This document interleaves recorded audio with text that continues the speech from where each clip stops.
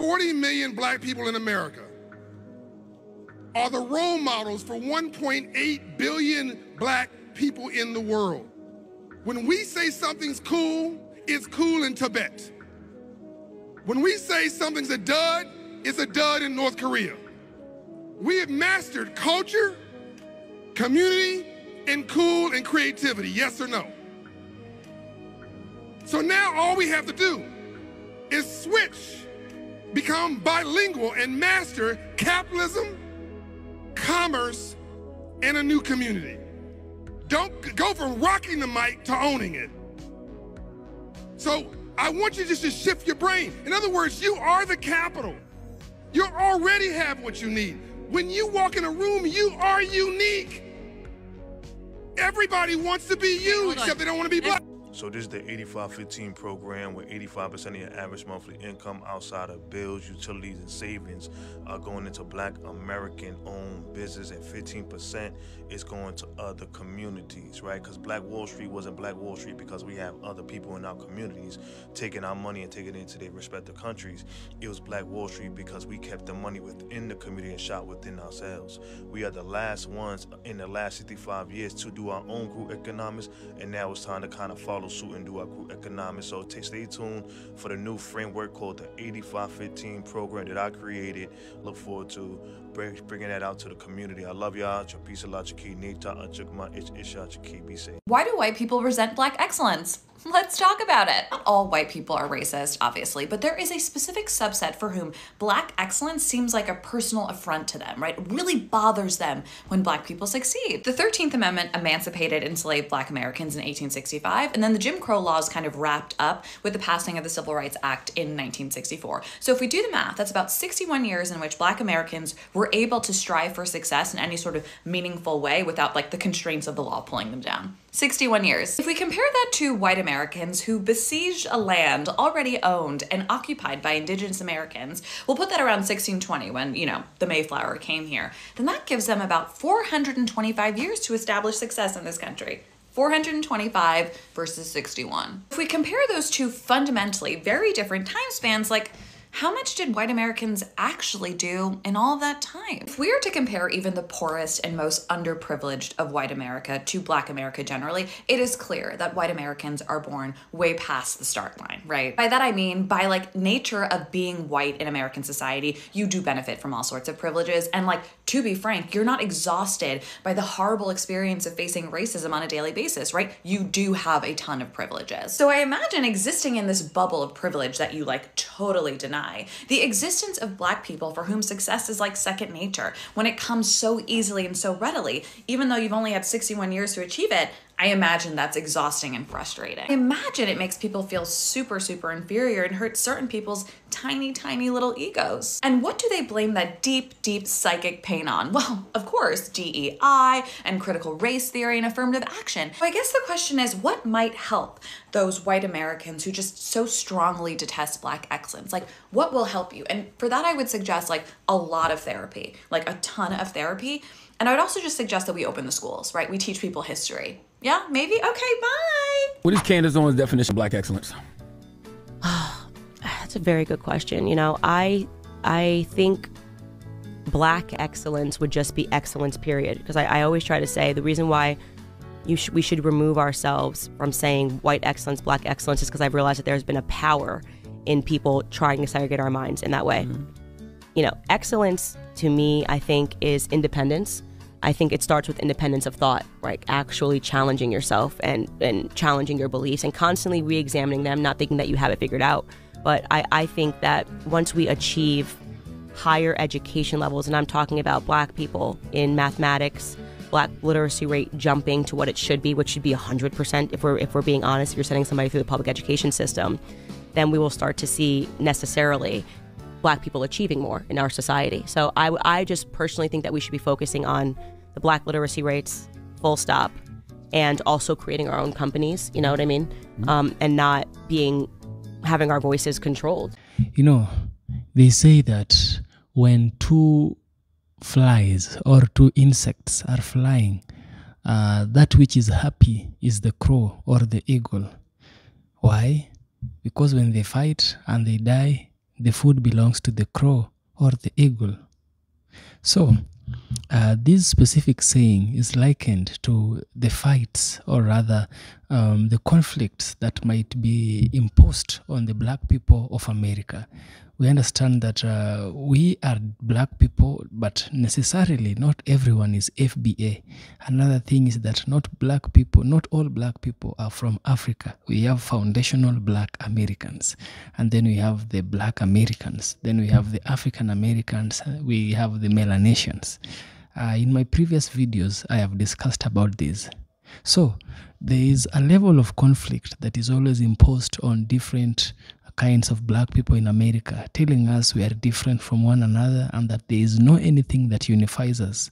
Well, I'm here to tell you that we have a lot that brings us together, and whoever tries to bring separation is only but afraid of black excellence. Yes, this was told by Jamie Foxx. Jamie Foxx came forward and said that some folks in Hollywood are afraid of black excellence, and they'll do whatever they can to make sure that black people do not unite. So I want us to listen to this video. I shall give you my thoughts by the end of it, of course, where we shall also have a deep critical analysis. Have you ever noticed that if you look at pictures of black men, they never smile?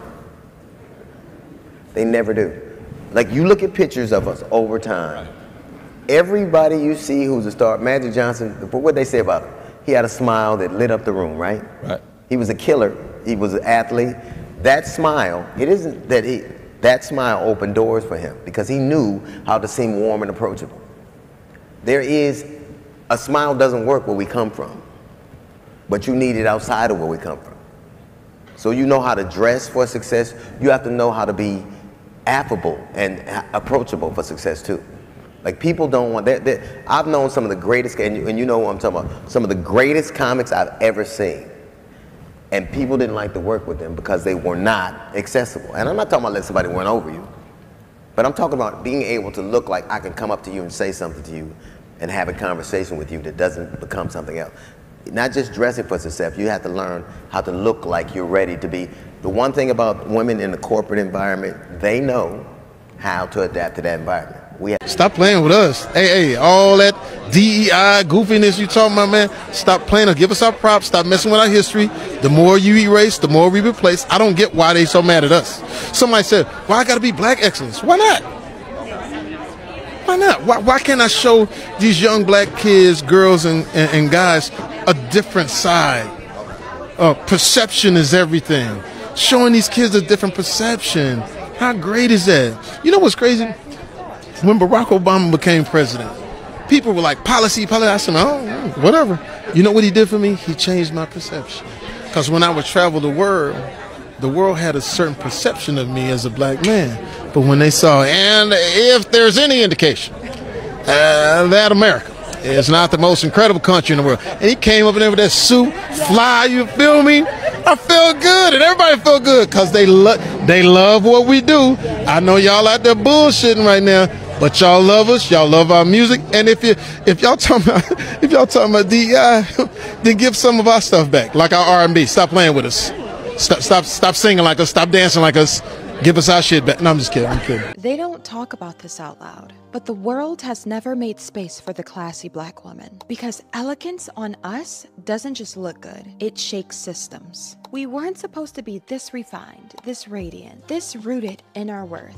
Well, that is, not without begging for a seat, or not without shrinking first. You see, class is marketed as a white woman's birthright, but when a black woman shows up in a red lip, slow speech, and a silk blouse, with standards, stillness, and no desire to be liked, people get uncomfortable. They want us loud, accessible, performing, but classy? That's too quiet, too powerful, too in control. They call it fake. But it's not fake, it's fluent. We've always known how to move with grace. They just never imagined that we do it without permission. When we're soft, they say we're weak. When we're selective, they call us cold. When we show up in luxury, they tell us we're trying to be white. No, we're just remembering who we are. Because class on a black woman, it's rhythm, it's ancestral, it's gold hoops and glossy lips. It's discernment, it's the ability to sit in silence and still own the room. They fear us because we don't have to be loud to be seen. We don't have to explain ourselves to be respected. We are not palatable. We are powerful. So when they say, who does she think she is? The answer is simple: who I was born to be. This isn't about being classy. It's about being free. And that's threatening because society profits only when we see ourselves through survival. When we're strong but never soft, bold but never quiet, visible but never valued. So when we choose softness, class, elegance, it's not just style, it's rebellion. You're not too much. You're finally becoming uncontainable. And that's exactly why they don't want you to become her. Okay, I want to take a second and talk about the use of the phrase Black excellence because it's been coming up in my comments so much. When someone says Black excellence, it's used to refer to the success of someone that's Black in a space that's traditionally not been open to Black people. So for example, as late as 1959, African Americans were turned away from medical school simply because of their race. That's only 60 years. That could be your parents' or your grandparents' generation. Even today, the number of Black physicians is less than 6%, compared to 15% of the US population. That means that there's still barriers for students of color wanting to enter into STEM careers. Black excellence is not excellence because you're Black. It's succeeding in spite of the fact that historically, these spaces have kept Black people out of them. And it's important to highlight Black excellence so that people who have often not seen themselves in these spaces realize that they belong there too, and we can begin to change the narrative. And 50 Cent know he dead wrong. That man just spent, what, 30-something million to build a film factory in Shreveport, Louisiana? Then have the nerve to go in there and tell Black people and Louisiana voters, oh, make sure you vote for Amendment 2, which tax the poor and leaves the rich? When we gonna stop with these media and see celebrities getting into these politics? I'm over it. Curtis, your time is up. Your time is up now.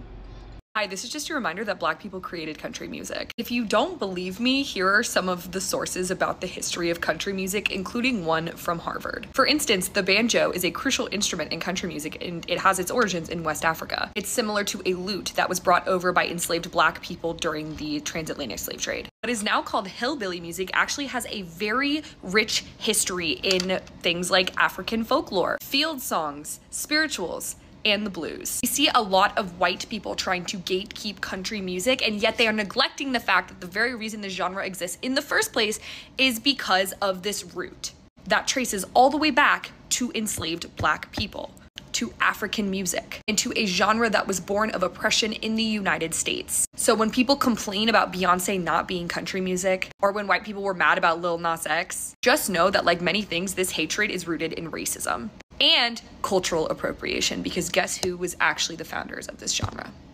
It was. All right, human onions. Let's talk about the kings and queens you don't want us to know about. The Moors. The Moors were the original people of Europe and North Africa, also the birthplace of the Caucasus Mountain people, which explains who created them and why they hide them. Anyway, the Moors were warriors, scholars, architects, and rulers. And if I didn't mention it already, they were melanated people. They ruled what we know as Spain for nearly 800 years, bringing advancements in science, medicine, astronomy, and libraries and universities, while much of Europe was in the Dark Ages. This is documented Eurocentric history. They just don't teach it like this to anyone in this country. The Moors were sophisticated and very powerful. And yes, many were undeniably Black. A pride that no cave dweller could ever disrupt. A pride that you see within Black Americans today. And let's be clear, Black people didn't just arrive in the Americas via slavery. There's evidence from Olmec heads to oral histories that suggests that melanated presence was here long before Columbus or any other made-up unicorn. Black Americans are indigenous to this land. Black people have always been here, and they've been here before anyone else. Their history is global, profound, and deliberately erased. You're learning about the history of Europe as a volunteer service from a fellow human. Your country doesn't respect you enough to tell you the truth. They'd rather chuckle at your ignorance and self-deprecating envy disguised as racism than to tell you the truth about where the hell you come from. Black Americans know their history because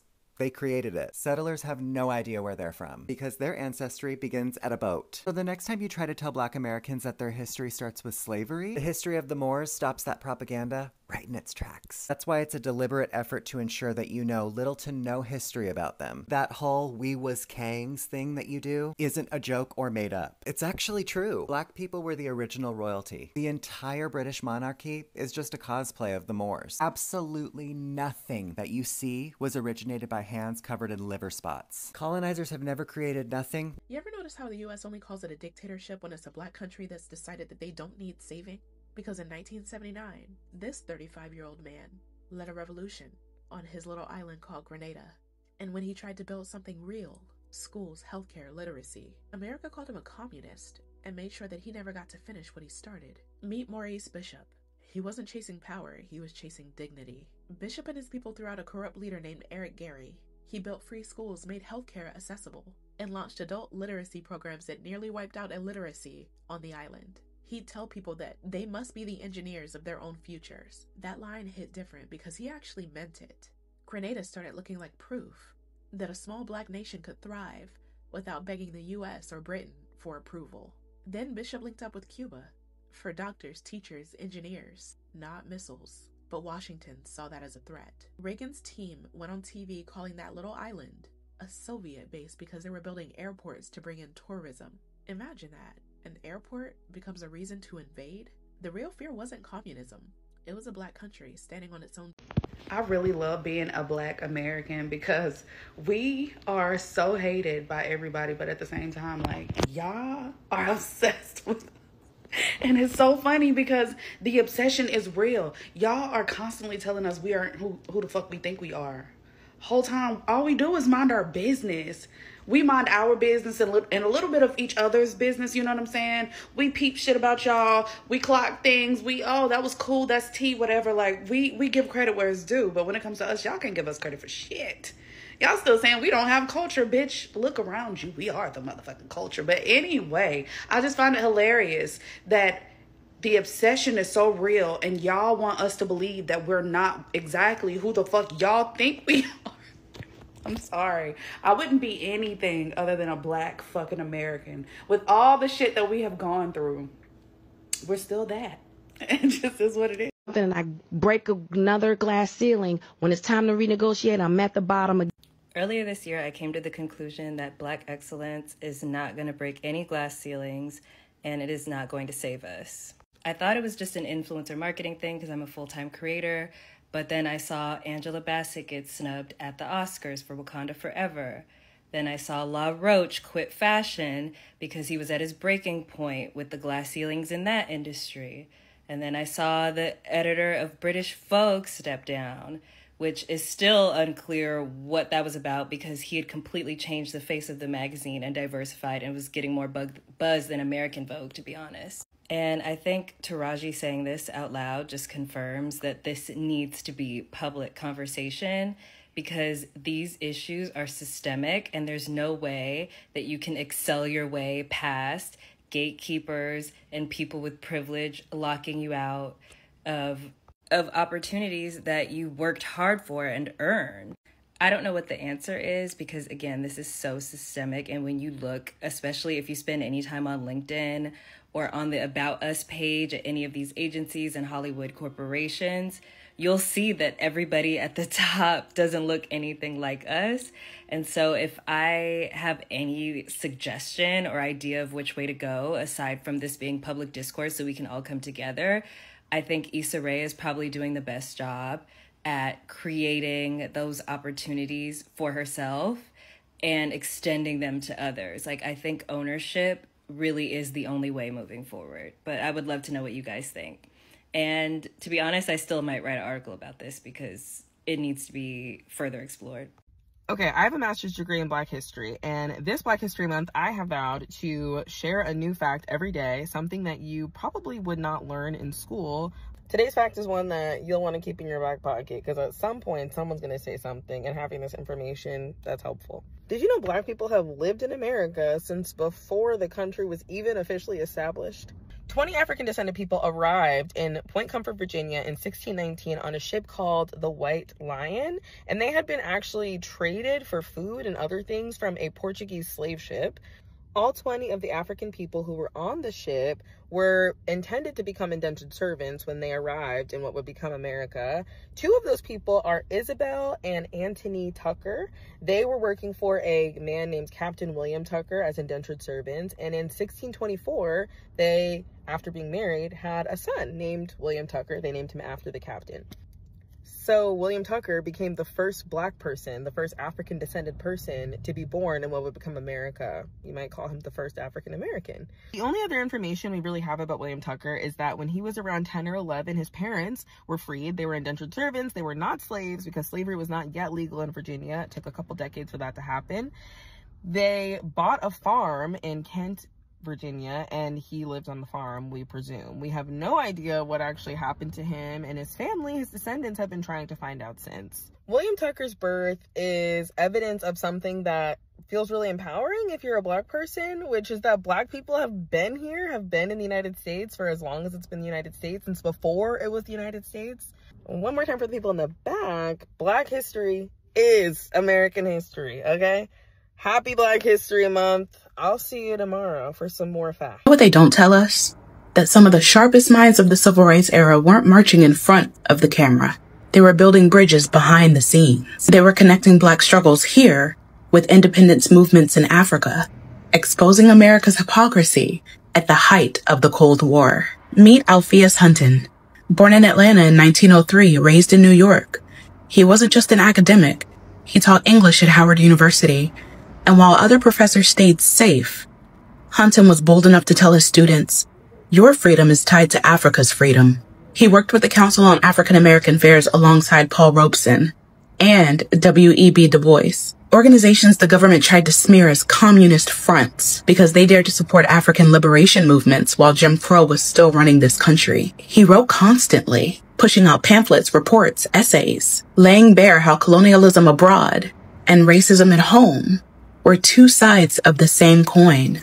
In 1941, when the Council on African Affairs was thriving, Hunton became its education director. But by the 1950s, the FBI had him under constant watch. He was jailed for refusing to hand over records. He lost his Howard job. His reputation was trashed.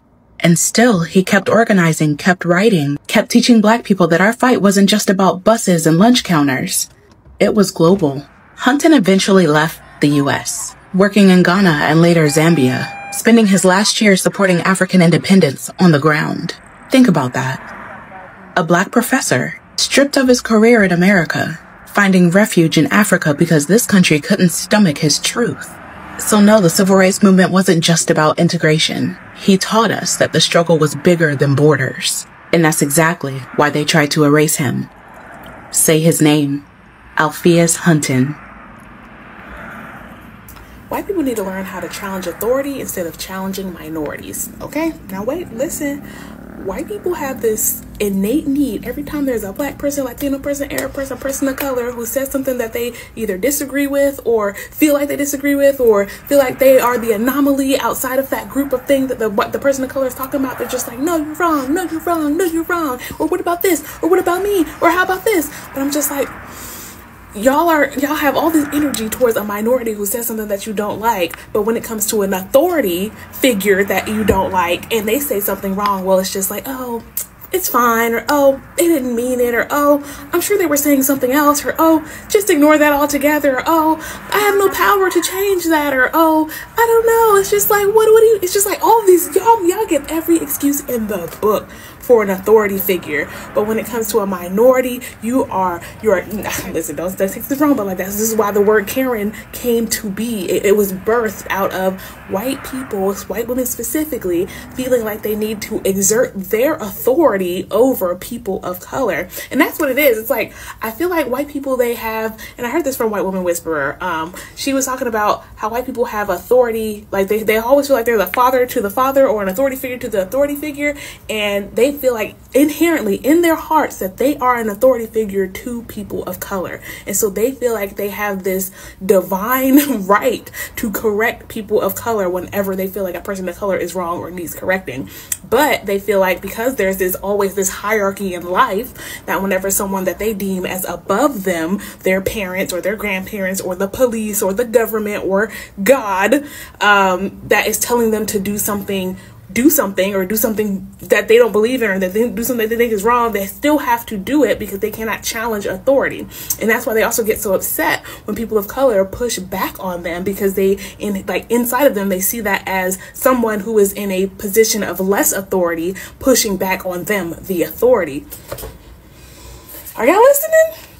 White people, y'all don't know it, but you have this inherent feeling inside of you that you are a authority figure to people of color. Like, that has been ingrained in you all since the reception of the United States of America, is that white people are the authority over people of color. Like, that y'all have always been placed on top, and from a political, financial, economic, social standpoint, you all have always been placed legally, literally legally given the authority over people of color. And that culture has never went away. It has went away on paper, mostly, kinda, but in practice and in reality, it never went away. And so a lot of you have in your minds, even though you don't know you have it in your minds, but you have it in your minds that what you think and what you feel and what you have to say is more important or more authoritative than the person of color who is speaking, because you are.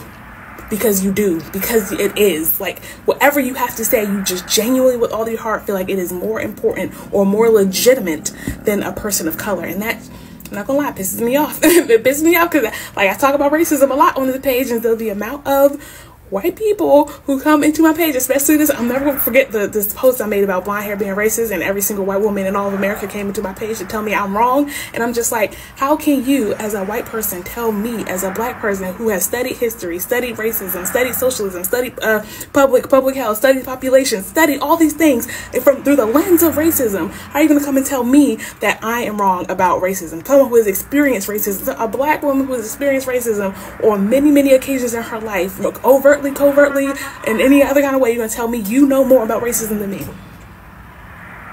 And so, and the excuse is that they feel like I don't know about what they like. Like, you're just like, oh, I like blonde hair because blonde hair is, I just prefer that. I just prefer my hair lighter. And it's just like, but when I ask them, why do you prefer that? Where did that belief that blonde hair is more pretty or more beautiful, where did that belief come from? They're just like, it just is. You don't question your thoughts. Don't question your beliefs. Don't question where a preference came from. You're thinking too deep. Now you're too woke. Now you're too woke. Now I'm the woke friend. It's fine. It's fine. I'm gonna just leave that there. I'm a little traumatized from that post, not gonna lie. But that is what it is white people love challenging minorities, but they cannot for the life of them challenge authority. Black excellence is something that is very, very important. Remember and ask yourself, how many things do you think that black people have invented in the United States of America? How many? If you know anything that a black American has invented, kindly comment down below. I would want to hear from you. You see, the pyramids are one of the wonders of the world. It's magnificent, and people often ask themselves, even scientists, people with great minds, ask themselves, how come that these pyramids were built? Because it takes a huge amount of wisdom and knowledge to build such kind of structures. And where do these structures appear? The structures appear in Africa. Africa is the continent of black people or dark people, right? And I tell you, it takes excellence and elegance to build such kind of structures, Also, we hear of people called Mansa Musa. There was once a rich man that when he was doing a pilgrimage from Mali, where he lived, Timbuktu was his town. So when he was leaving Timbuktu in Mali, all the way to Saudi Arabia for a pilgrimage, he would be pouring gold along his way. Yeah, that's how rich this man is. It is said that Mansa Musa of Mali is the richest, or was the richest man that ever lived on this earth. Who was he? He was black, right? Another thing is the people who helped in the invention of the computer. A black woman helped in the invention of the computer. And also, when man was sent to the moon, there was a woman who took part in the space program that was helping scientists find a pathway to land the rover craft that was destined to land on the moon. A black person took part in the space race, right? That is also black excellence, you know. In Africa has always been a continent that has been a rescue point for those other countries when people are in starvation, when people are facing disease. A good example is this. When the bubonic plague came, it did not affect Africans. It affected Europe, right? Because Africa was way out of reach. The African immunity was very strong to resist it. And also, we had a huge natural barrier, a huge natural boundary. You see, between Europe and South and the global South, that is the sub-Saharan Africa, we have the Saharan Desert. It is very hard to transcend Sahara Desert all the way to the global South, particularly those earlier days when there was no technology or vessels that could achieve so. So that tells you a lot about black excellence. Come on. Let's go back to Hollywood. Hollywood itself. One of the richest people who is also a director, he's a producer, he owns a studio, is Tyler Perry. Tyler Perry is a billionaire. Billion in terms of US dollars. You don't get so much of that kind. That is a black man who has worked up his way to the ladders and achieve great wealth to himself, right? So he is a man who portrays the pain of black people. He is a man who portrays the story of the black people. That is a black man by the name Tyler Perry. We also have a black woman by the name Oprah Winfrey. Oprah Winfrey is also a billionaire in terms of US dollars. Tell me, these people have touched the hearts. They have changed the history. They have shaken the narrative that Africa is poor, that black people are poor and all that. And so someone somewhere or a group of people somewhere are afraid. They are afraid because they can see the end. They can see that there is a place where black people will excel. I can't wait to see that day. And I know it's not far. Yes, guys, I hope that you've gained value from this content. If you have gained value, kindly subscribe. I'd really want to hear from you. Share your thoughts in the comment section about why you think black excellence is great. Share your thoughts and see you in the next one.